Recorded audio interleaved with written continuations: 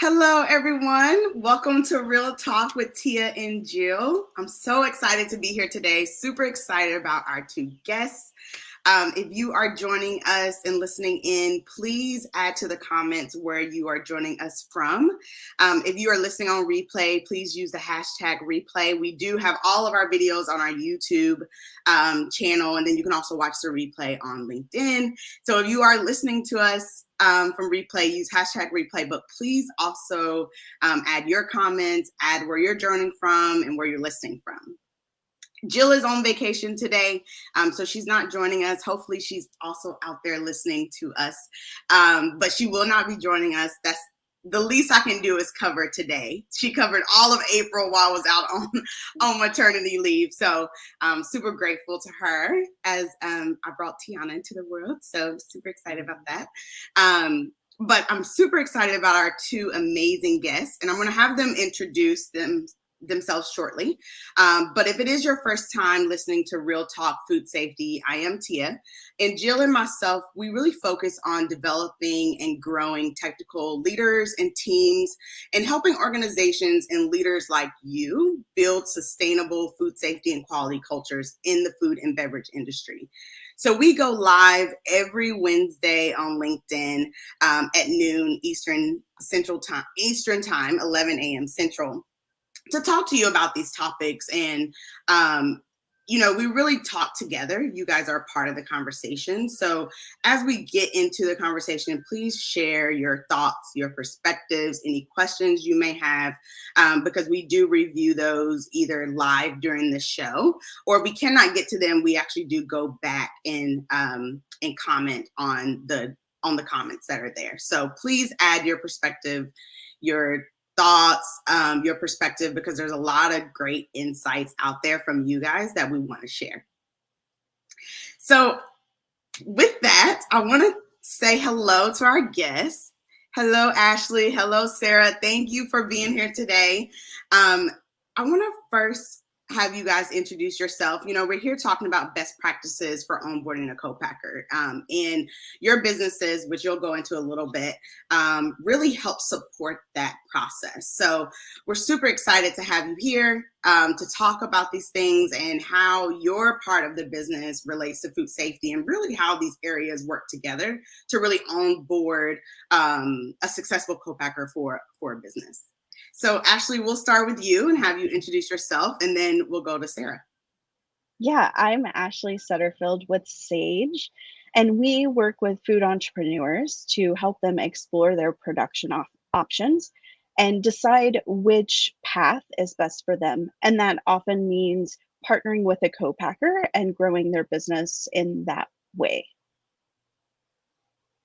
I'm Sarah Delevan. I am the founder of Sarah Delevan Consulting and also the host of the Good Food CFO podcast.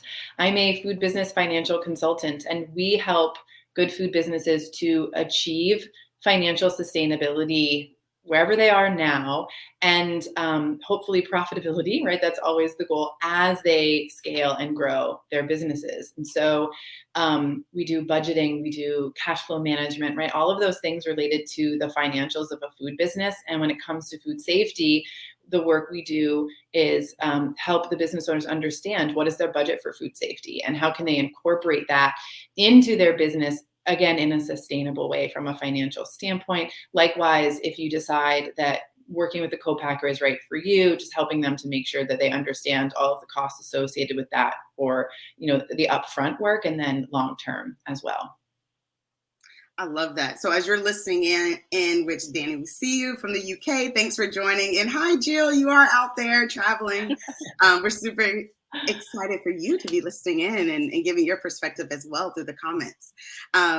So I love having you both on the show because you give two different perspectives.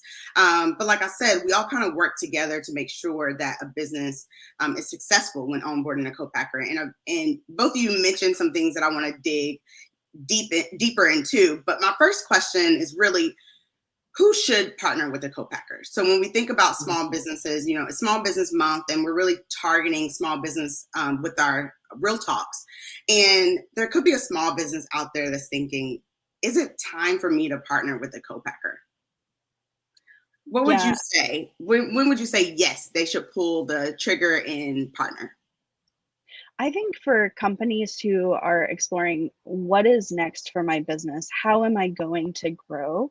The concept of co-packing is often what they hear about the most. And Mhm. so when we're exploring options with companies, we're exploring co-packing, expanding their self-manufacturing or self-manufacturing to co-pack for others. And if someone decides that co-packing is the right route, it's often because they're producing product themselves today and they want to be able to focus on sales and marketing or just another area of their business. Mm, And the best approach for them to be able to do that is to start outsourcing the production piece to a co-packer. mm, And that's a piece of how companies start to think about it is I want to focus in other areas. But some companies are truly outgrowing their capacity of production. And it really is necessary to also look for a co-packer and partner with the right one at that point. So I think there's a few different ways to go. But for myself, even for the product brand that I own, separate from Sage, I went straight to a co-packer because I knew it wasn't something that I wanted to produce. And we work with companies in that capacity too, who may have a dairy product or a beverage product that they can't retort or do some part of the process themselves in a kitchen. It can be time to look for a co-packer early on as well. yeah. I think those are really good points because even as I talk with businesses from a food safety standpoint, you bring up dairy. Dairy is highly regulated. So Mhm. you can't follow, if you don't have the means to follow the dairy regulations, it's probably a best bet for you to start looking at co-packers to make your product um, because there's just a lot to go into it. Mhm. Yeah. And Ashley and I both, and I'm sure you do as well, Tia, try to take a really holistic approach to how we work with Mhm. our clients and really want to align their day to day with the vision that they have for the business. And so, just in case there's anyone listening who falls into the category of, I love product development, I love creating new flavors, but I do not want to be in the kitchen every day making jar after jar after jar or package after package after package, right? Like that's not where their passion and their love is. Work with a co-packer, right? Because you can create the business the way that you want to. And so I just kind of want to throw that out there. Like you might just not like it. You just might not like the process. And that's Right. a good enough reason to go with the co-packer as well. Yeah. Yeah. And even when you think about parts that you might like some people like coming up with new ideas and trying to get that to shelf, but there really is a process for commercialization, and Mhm. some people don't like necessarily the full process Yeah. of Yeah. approvals and this and labels and all the other things, financials that you think through when really you want to just be the creative mind behind it. That also could be a reason to reach out to a co-packer because hopefully they have a process developed that you can kind of roll into. Mhm. So that kind of brings me to my next question.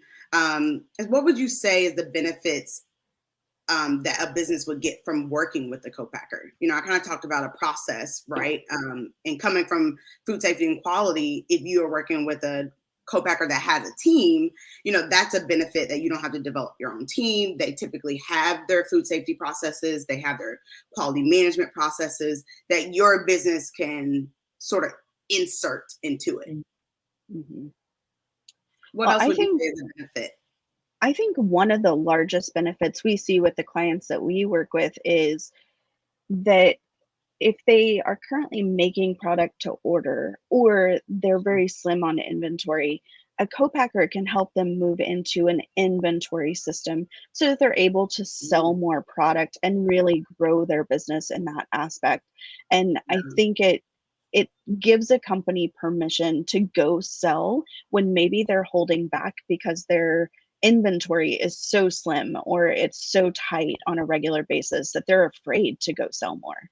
Yeah. Mm, And from the financial perspective, we see that often where there's a great product, the team is small, they're not overspending on labor or operating expenses or anything of that nature, but the company is not profitable or maybe is struggling with cash flow and sustainability because they simply can't get enough product out the door. And it's not for lack of interested customers and clients, right? Like yeah, we have a shared client who at one point was like, I can't accept new orders because I can only produce so much in the space that I have. And it just simply like the math doesn't work out right. for the self-production in, kind of a tiny space to have a profitable business. So the idea of being able to sell more, I think is a great one to point out. Yeah.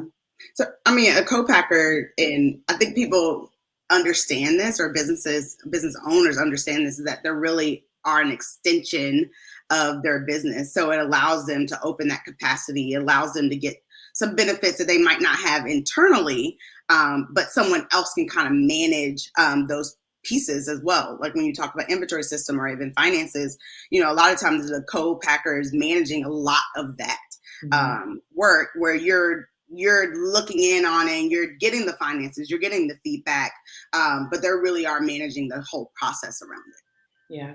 Yeah, absolutely. I think that's one of the things that is so impactful for companies who decide to go to a co-packer is that they're able to truly start managing a different side of their business. And Mm-hmm. if they're partnering with the right co-packer, I think that's key, that there's not constant headaches because they don't have the same values as Right. companies. But Yes. if you partner with the right co-packer, it can really become this beautiful symbiotic relationship that you're helping them with efficiency and capacity, but they're also doing so much of the work that you're having to do now, or that you haven't even thought of. And now you're able to expand your business because now you have food safety programs in place and you have Yeah. certifications in place, Yeah. things that you didn't have before. And now you can truly start to grow in different areas of your business. Yes. Yeah. So you kind of talked a little bit, you hit on the point, Ashley, of, if the co-packer has your same values. So working in organizations that have had a lot of co-packers, whether I worked at my large organization, they had an external supply chain, even working with startups, like we're talking about today, a lot of small businesses lean on co-packers. But being in the food safety and quality world, we have horror stories from co-packers. And I know that you two have horror stories from an operational standpoint, product development, financial standpoint. So I'm curious, what can you give to the audience to kind of talk about some things that they should watch out for? What are some things they should maybe ask about in the beginning, so that they'll know that partnership is going to work out for them, even if it's not a forever partnership, but because we know businesses change, and just because they're great today doesn't mean they're great, 5 years from now or 10 years from now. But what are Mhm. some things that they should ask or watch out for early on? I think m- the main thing is really around communication. And communication is going to be so much of the way you interact with your co-packer. It's essential to you having efficient systems in your business from your side, and that communication with them, whether that's when you're placing a PO, what are lead times for production, or when you're picking up product, how does that need to be scheduled? The systems you're going to build into your own business really rely on your co-packer's system as well. And Yeah. in order to understand that, there has to be really great communication. And I would say that's one of the largest things we see a discrepancy in, is if there's a, a brand who wants a lot of communication and their co-packer is more resistant to that, Right. or a brand who wants to just be totally hands off and their co-packer actually needs more communication. Yes. And Yeah. so I think that there's finding the right co-packer for you is essential in a communications aspect.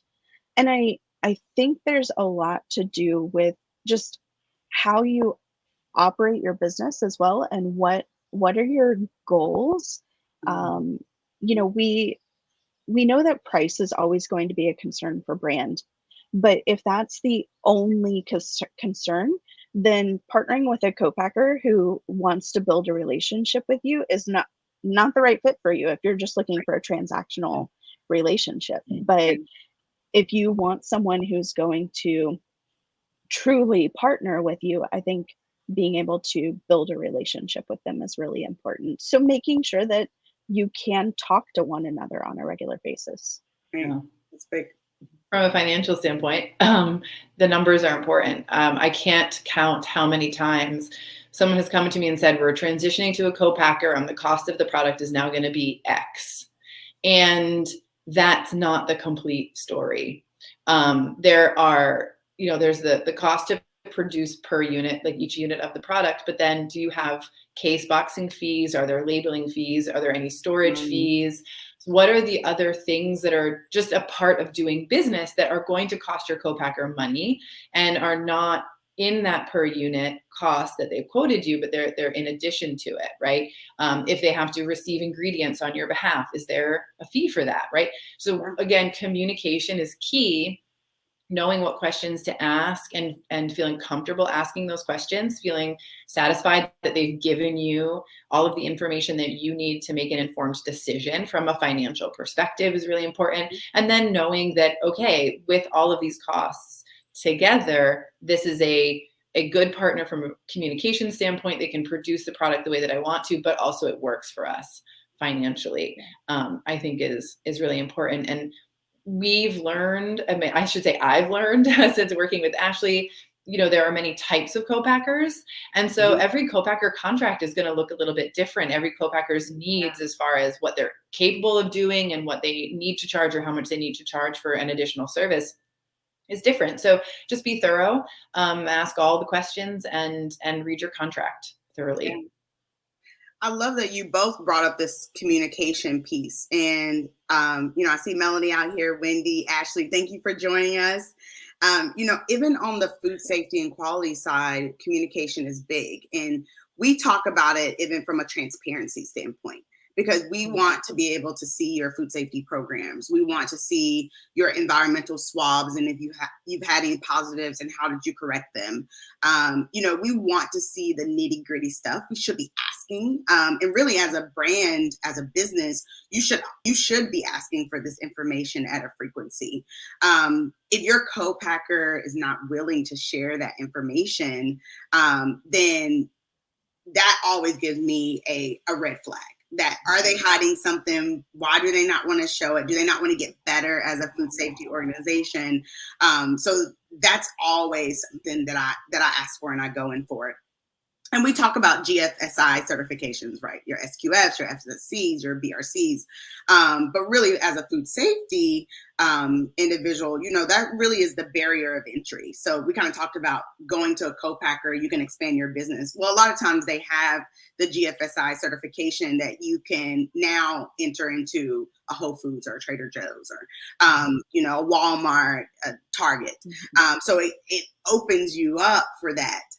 But you personally need to understand what they're doing from a food safety standpoint. And so that transparency, that communication is key.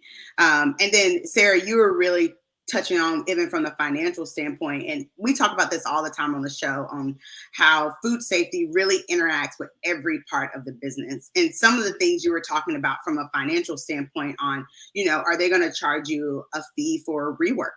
If they messed up from a quality standpoint, is it really clear that they are going to take on that financial burden because, they messed up the product? Or even thinking through like product specifications, who owns that? Who's putting that work together so that when something goes wrong and they need to rework it or, throw away the product, who is taking on that financial impact? And there's many times that I've talked to small businesses and something has happened to the product and we're like, yep, you got to destroy it. And the co-packer's like, are you going to pay for this? And it's because those conversations, they did not happen early on.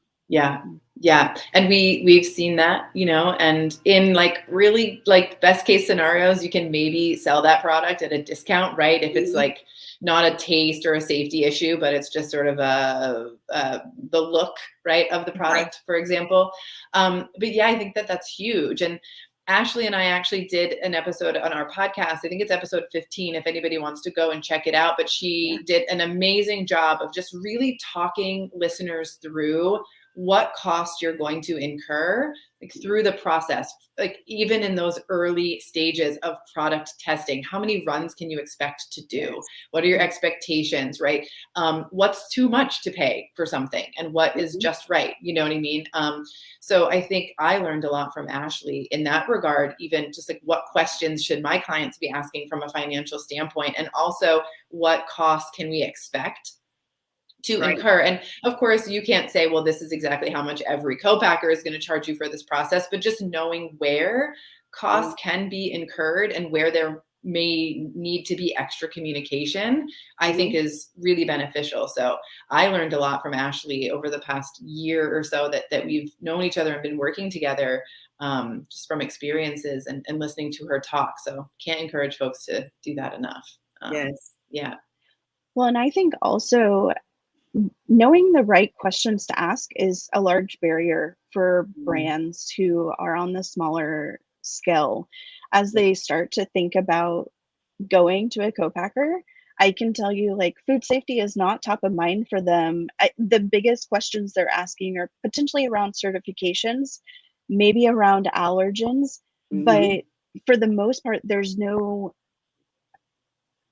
thought put into or intentionality put into a food safety program necessarily. And I think that's largely just due to the fact that it's a lack of knowledge, and not to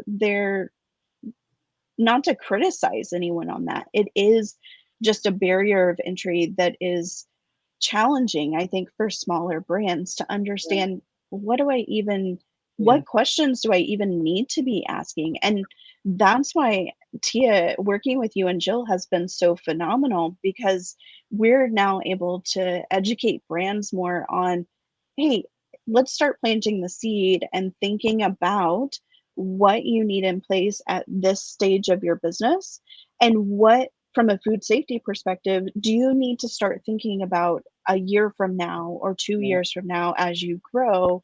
And I think it's helping companies to understand, what does the road ahead look like, and how Right. do I start to take that one step at a time, instead of like, oh gosh, I don't know how to do this at all, like I'm just gonna like bury my head in the sand, which I think is kind of the initial reaction from a lot of companies. Yeah.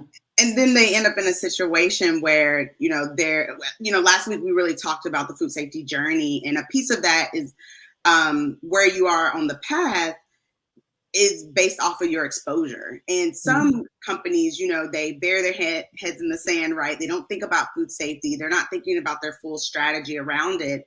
And then all of a sudden they are, selling to 1 million customers instead of their 100,000 customers. And someone's coming in from a food safety standpoint, maybe they got a complaint, or or they're working with regulatory, or maybe now their retailers are starting to ask for this information, but they're starting at zero. And so now the food safety person is like, oh, we have so much to do in the next year. And when you think about financials, the impact is so much greater if you're trying to go from 0 to 100 in a year, versus really looking at it and say, okay, you're small right now. Let's put these programs together. Next year, we know you want to expand into this marketplace. Then we need to be ready for this. And the financial impact looks a little different over the years versus, wow, you need a team of 5 right now. Because you have to build right now. Yeah. And I think too, what Ashley said, sort of like the roadmap, I can't remember what words you used, but sort of like creating the path or the plan. You both sort of mentioned that.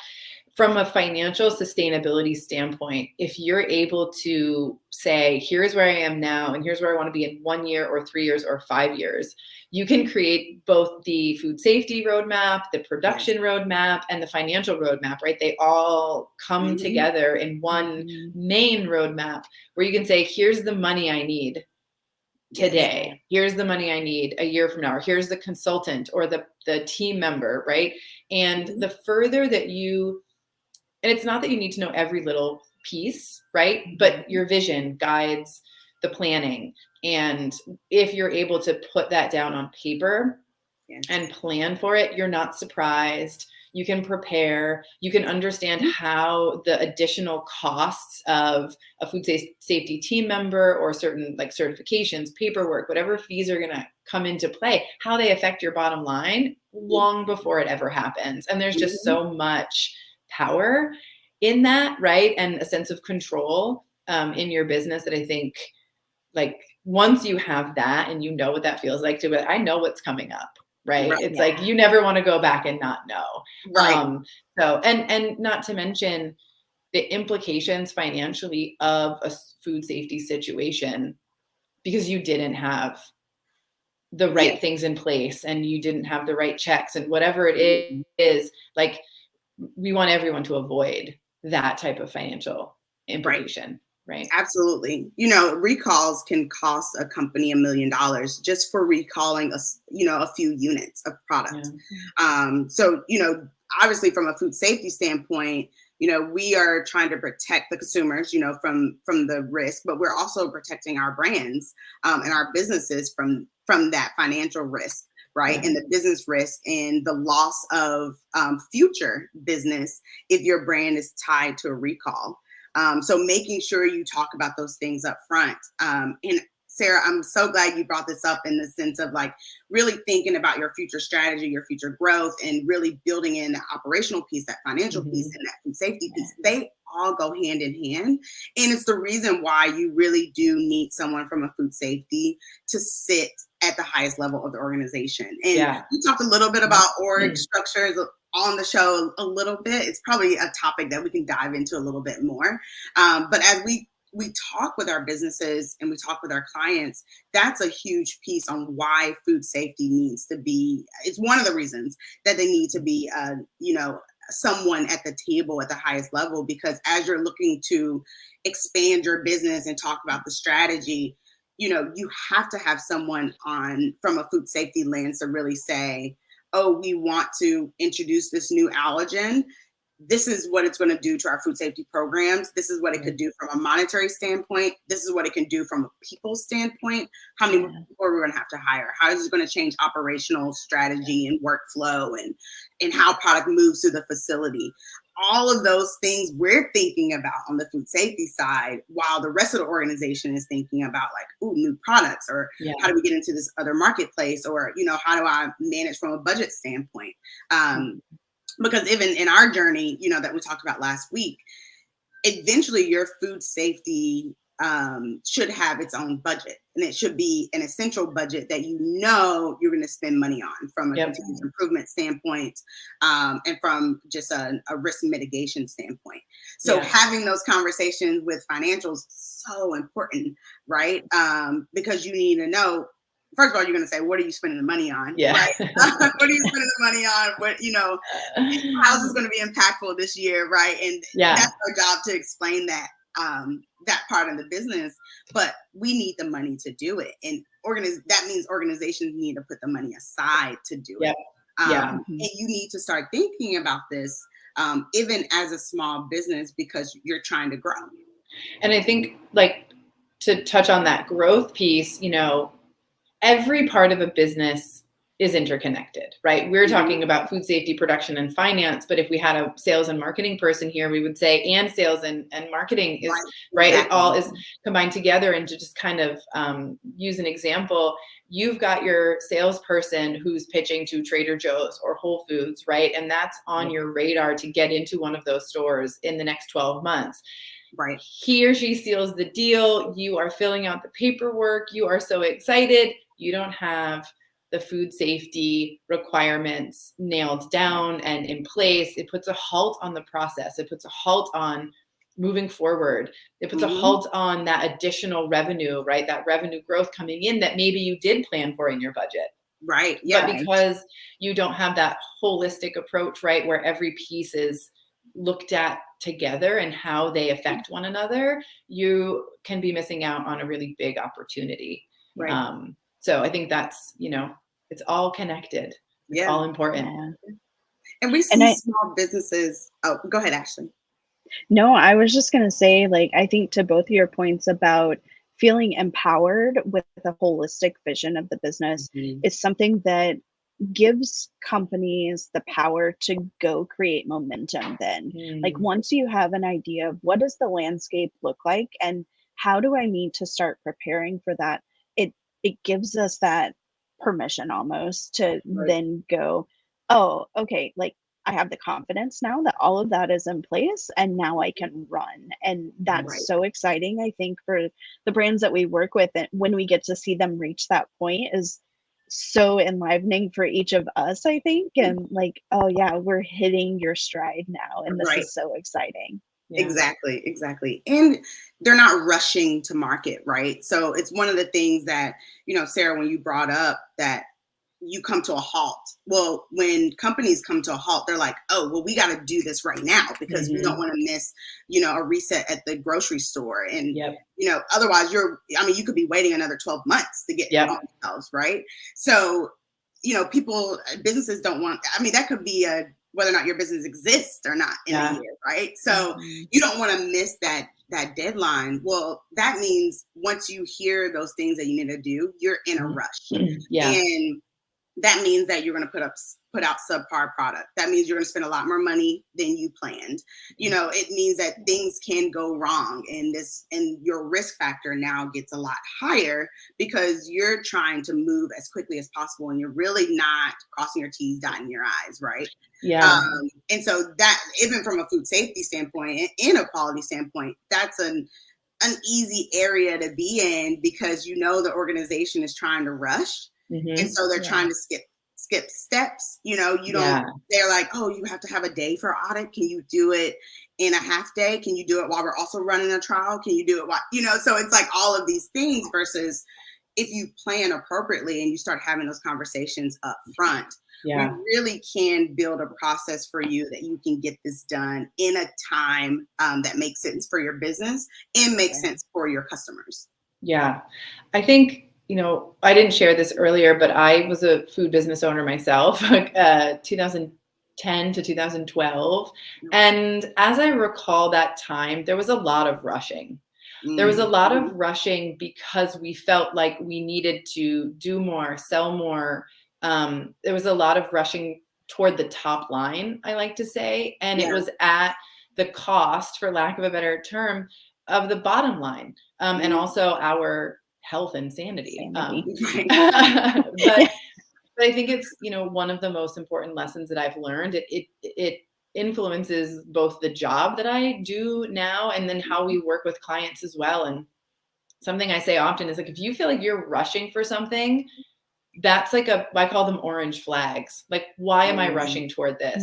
And should I be rushing toward this? And what are the implications of rushing? Oftentimes when people rush, they spend a lot of money that they didn't need to spend, or they end up spending more money because they took a shortcut and now they have to go back and do it right for one reason or another.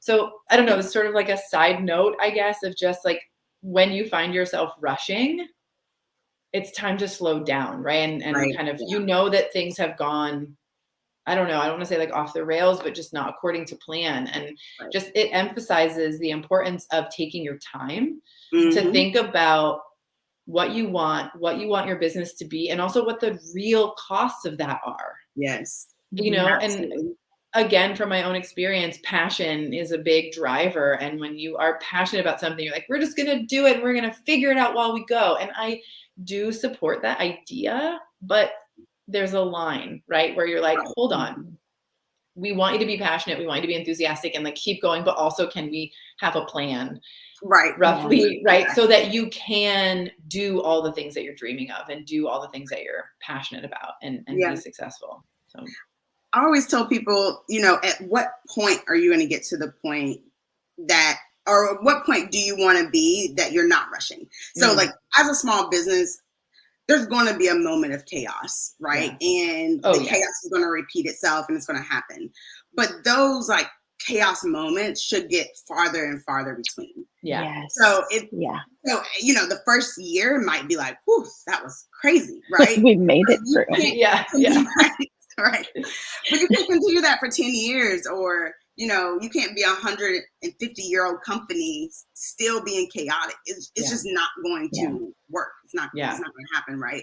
So you have to see that light at the end of the tunnel, and you have to be preparing for it.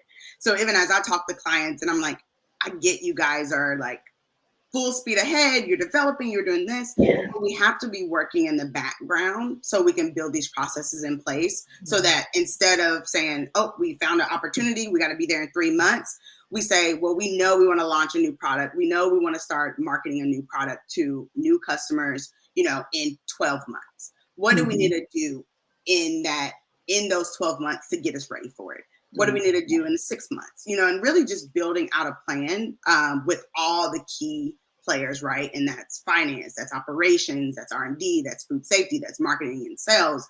It's all the piece together, really having those conversations, and it's really building out those processes so you're not in this chaos all the time. Because that's, like you said, it's expensive, and that's when mistakes happen, and you're touching the product more than once. And, it's really not, you end up spending more time time and money when you really should be focusing on other things at that point. Yeah, exactly. And this is so much of what I love working with both you and Jill and with Sarah. Our work is so intentional. And I think that in the way that each of us approach working with brands, and when we work collaboratively too, it's all about being intentional about the steps that we're taking.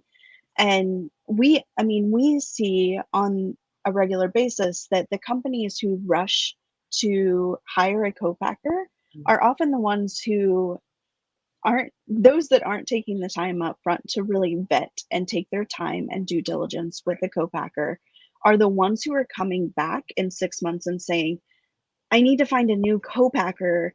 And we have to give them the realistic view that, okay, well, it's going to take 6 months to a year to do that now. Right. And now you're 18 months behind what you wanted to be, instead of just taking 6 months up front to take your time and do it.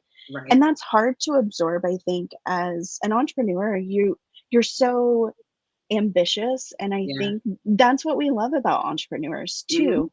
But taking that time to slow down and be really intentional about making sure we're taking that holistic view of, are all the food safety programs we need in place? Do we have our strategy developed? Do we have our revenue lined out and all of our cash flows? Do we understand what this is going to look like truly for our business?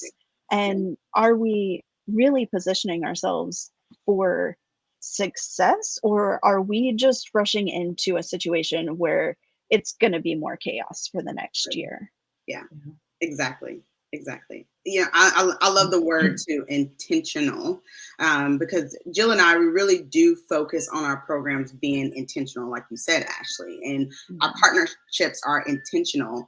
And when we think about, and when we are trying to put together a sustainable food safety culture. So, right now in the world of food safety culture is the buzzword right now. And people are trying to figure out, how do you get a world-class or a gold standard food safety culture? And what we're talking about right now is exactly how.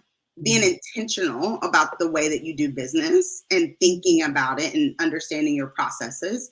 Integration. So we also talk about at Catalyst a lot around, we really help organizations integrate food safety and quality and into their workflows. And so when we talk about everyone being at the table, when we talk about financials and really thinking about how that impacts food safety and how food safety impacts finance and how food safety impacts product development and operation strategy and, ingredients and all the above, having those conversations and making sure that organizations are having those conversations, that is the integration of food safety. And organizations that are doing that well have a stronger food safety culture, because what you'll find is that, I no longer need to ask all the questions, because now Sarah, as chief finance officer is now asking the questions on, I know this is going to be an impact to food safety. We need to make sure we have a line item. Yep. About how much it is, how much we need to put in, or maybe I will let her know, hey, it needs to be in this ballpark, right? Yep. But Exactly. it's like, that's when you have a great food safety culture, because other people are talking about food safety and quality outside of FSU. Yeah. And that's why I love working with Sarah so much, is that Sarah's always 2 steps ahead with the question asking, like, hey guys, what are we thinking about? Like, we need to start thinking about this financially. What is the investment for this going to be, or what's the cost of this going to be? And it's questions that having her as a part of a collaborative team when we're working with the same clients is so impactful, because then it gets us to thinking about, when we're looking at going to a co-packer, are we asking the right questions within the brand's finances to see, the implication of distribution is going to impact whether this partnership actually makes sense. Like, I can choose a co-packer at a unit per unit price that they're going to charge me, but if I am not thinking about a distributor and the percentage that they're going to take, and any fees that I'm going to incur to actually get my product on shelves, then we can lose sight of that holistic view. And that's why our work with Sarah is so incredible for the brands, is because we're thinking so much further out than just, let's go to a co-packer and what's the cost of my product now. We can truly see, okay, do I need to make some changes to my case pack count and change, how does that impact then my food safety, and how am I tracking the product potentially differently than I was before? And I think it starts to become a larger conversation. To your point, Tia, is when each of us are asking questions about the other part of the business, then we know it's working. Right, exactly. So Ashley sent in a question, and it's a big one, and it's one that food safety we deal with often, right? And she's saying that she's coming from a larger organization, and they're trying to expand into more co-packers and distribution partners rapidly. How do we convey the importance of food safety and doing that food safety background check? And what's interesting is that we are talking about it from a small business standpoint, but from Ashley's point, like, that's also something that larger organizations deal with, because they're also trying to move quickly, right? And yeah, she's saying that sometimes food safety is seen as a hindrance or the enemy, because teams are trying to move so rapidly. And so, I would love to get both of you all perspective, especially as we start working with each other, and we're starting to introduce all these food safety questions and things that companies are going to have to spend some time thinking about, and maybe even saying no, right, to a co-packer because they don't have the right type of certifications or food safety culture and food safety programs. Yeah, I'm going to chime in first and say, Ashley, you are not alone. As the finance person, I am often considered to be the one who slows things down, and who's, like Ashley just said, it's so great when Sarah asks questions. Not everyone has that same opinion. So I feel you. I think, when we're in, whoever we are, whatever role we're in, if we're in the position of, hey, I want to do this right, and I want to make sure that we're successful, or as successful as possible the first time out, or I want to make sure that everyone on the team has a really, complete picture of what this looks like, which is usually the angle that I'm coming from. It can, quote, slow things down, but it's for the better. And I think, from my perspective, what I try to do is educate people and say, hey, I'm interested in this information because it's going to affect ABC. My strategy on that is how does it affect the person who thinks I'm slowing them down? If either positively or negatively. So kind of serving it up to them, I want you to get whatever, I want you to be successful. So may I please have some additional information? Or I'll tell people, they're so-and-so, like some folks that I work with, you know, so-and-so wants like a new flavor or a new product. And so, and they want a price quote. And it's like, okay, we can definitely get them a price quote after we do our due diligence and run the numbers. And they're like, hey, but this deal might run away. And to that I say, if the deal runs away because you're taking the time to do your job and make sure that this is priced appropriately, that is not the deal for you. Right. So you do things in a timely manner, but like an appropriate manner. So it's hard. But I think, you know, just knowing that we're doing it for the right reasons and that it's to be successful, you know, on the first attempt, whenever possible is, you know, why we do it, and just kind of remembering that. Yeah. And I think too, really building it into conversation around our values as a company also pertains to food safety, and like just building that into just everyday conversation. Because I think that instead of building it up to like a food safety conversation, if it just becomes a part of everyday conversation and a part of your values as a company, then it makes it much easier to build that partnership in a way that truly centers around the importance of food safety to your business. And I think we view food safety conversations, especially in large organizations, as like kind of a siloed conversation, right? Like we're just talking about food safety. I feel like I'm kind of having to crack the nut here and like have this conversation that no one wants to have. But if we start building that just into everyday conversation about how we're approaching working with a co-packer, then it makes it so much easier to see if your values align and if they're going to be the right partner, and can have that conversation just on a daily basis. Yeah. I love that, because, you know, it's really good advice to, for me, I like to build the process. And the process is not just food safety. It's the integration of food safety into other processes, right? So if we're looking to onboard a co-packer, what are those steps? And those steps are operational, it's finance, it's sales, it's having conversations around ingredients, and it's also doing your food safety audit. It's also checking for this documentation.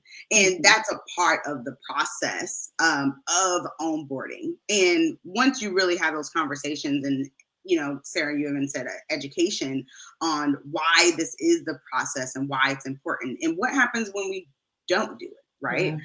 You know, I've been in conversations where people are like, well, we really want to start up, but our metal detection device is on the water and it won't be here by the time we want it to start up. Okay, this is what this means for our organization, right? This is what it means if we have a failure during that time. You know, we lose all of that product, which is X amount of money, right? And what happens, you know, what happens from a brand standpoint, you know, really educating those things. And then actually you talk about values, you know, like we're going to have to destroy this product because of our values. If something fails, you know, so having those conversations and really helping people understand, well, this is what this means to the alternative you're trying to put forth. If we're willing to take that risk, let's take the risk. Just know if there's a failure, you know, which there's always a failure.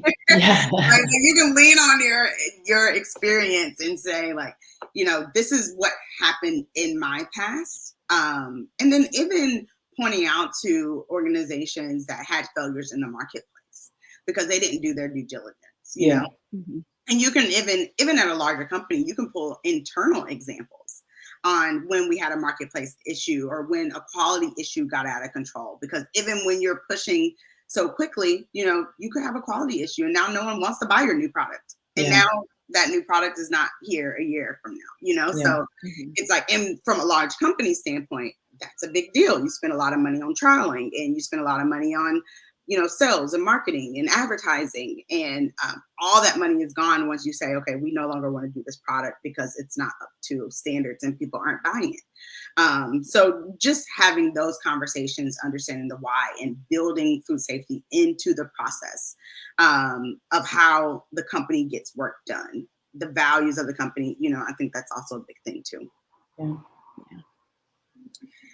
So we're about to come up to the top of the hour, but I wanted to give you both an opportunity to really say, if you're talking to a small business and they're really trying to decide, or maybe they've already made the decision, I want to go with a co-packer.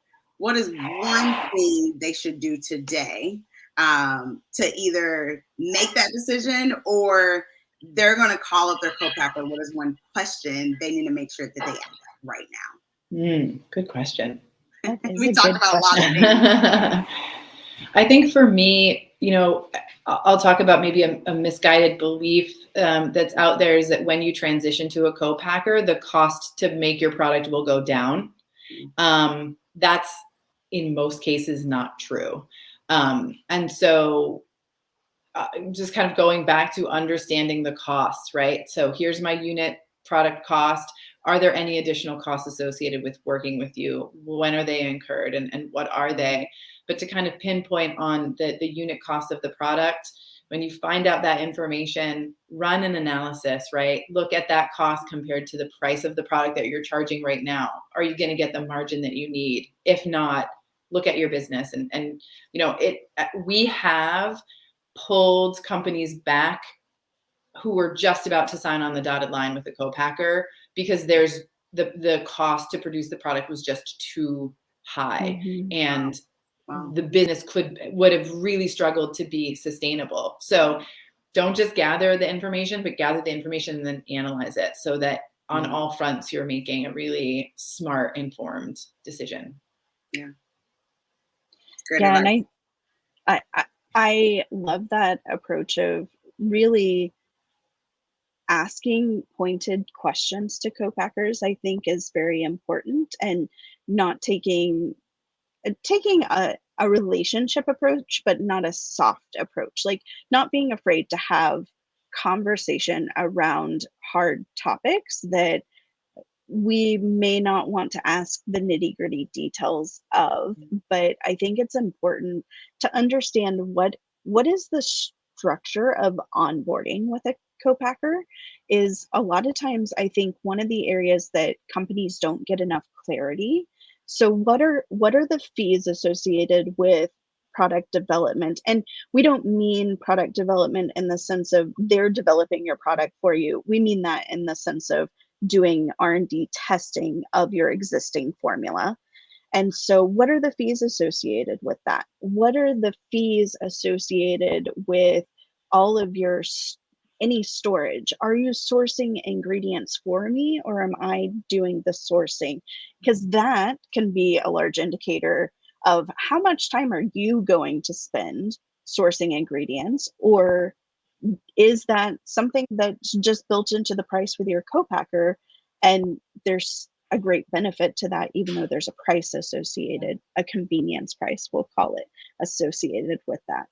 And so I think being really clear on what is your process for onboarding me as a client. When do we do R&D testing? When will you give me pricing? Is that based on a formula that I give you up front, or is that based on the production tests that we do and then you give me pricing? Who incurs the cost of everything around that? And then what are the per unit price, and when do we move into production? What are the lead times? And really just starting to understand what is the process to partner with you on the front end can give us a lot of clarity, I think, about timeline expectations, financial cost that we're going to incur, and when we need to build in the food safety audits, different things like that we're going to start requiring. Like, what does the timeline become, so that we have an idea of, okay, I can know when to truly expect my inventory to hit, and that's when do I need to time sales then? So it becomes this really holistic view again of how do I approach this partnership? But I think asking the questions about onboarding helps tone of how that relationship moves forward. Yeah.